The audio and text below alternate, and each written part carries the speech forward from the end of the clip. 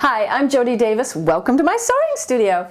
Today we're going to show you the Sew Easy lesson for cutting the melon pieces for the pickle dish pattern. Now the pickle dish pattern is pretty challenging. It's like, very similar to the double wedding ring. A lot of people see those patterns and are so attracted to them that they're the first quilt they want to make. Probably not the smartest place to start. But anyway, there are ingenious people like Miss Darlene Zimmerman who come up with tools and techniques that make these even challenging blocks and patterns more easy. And that's exactly what she's done here. She has a cutting set, I've of course taken it apart because I've been using it, for the double wedding ring and the pickle dish. So see, this part for the double wedding ring is also for the pickle dish. And here are the other parts for the pickle dish for all the little parts. What I'm going to show you is how to cut those melon blocks that are just like the double wedding ring for the pickle dish. Let's get started. I made a copy of the pattern and then I've drawn in and shaded with a pencil so that you can see where we're working to begin with.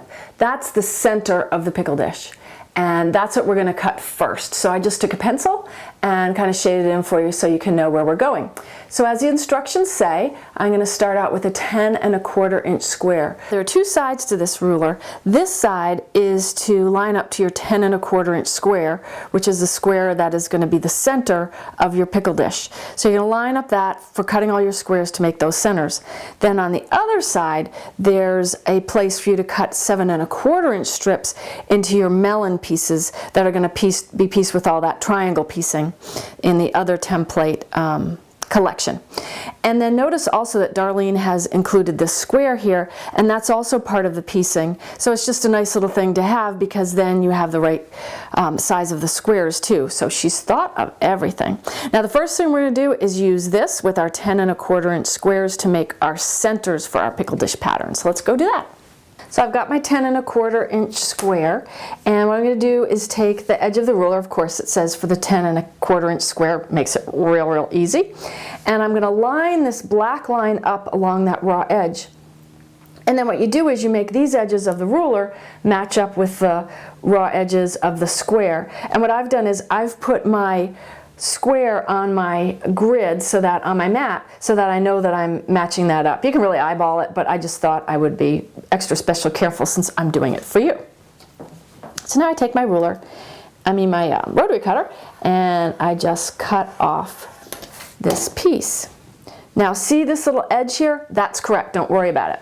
It is correct, and I'm going to turn it, line that up, and now I'm going to do the next edge. And you'll see now why that little piece is left.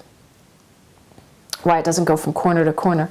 The reason is that what you need to be able to do is when you sew, you need to be able to sew along here and then sew along there, and that's the point where everything will come together. So in other words, what this is a seam allowance. Now all I'm going to do is just cut the other two. And there it is, I have one pickle dish center. Now that's so much easier than using templates and tracing them around. Instead of tracing, you're cutting at the same time as your would-be marking, so it's much faster. Now on to the melon pieces. Okay, I've got my strip, that's 7¼ inches, and I go to cut it, and I said, wait a minute, that's only half of a melon. Well, Darlene was very smart, because what she says is, just fold that in half, and then lay your tool on top. And now I see I've way too much extra here, so I can be a little bit more thrifty with my fabric. Lay your tool on top, line up the black line, and this one lines up with the edges of the fabric, with the raw edges, and then just cut it. Oops. And you will have a melon piece. Yay! And then you can just keep working along the same way. Just fold and put your template down and cut, and you'll have all those melon pieces, and you'll be ready to piece. For more videos like this, go to fonzimporter.com.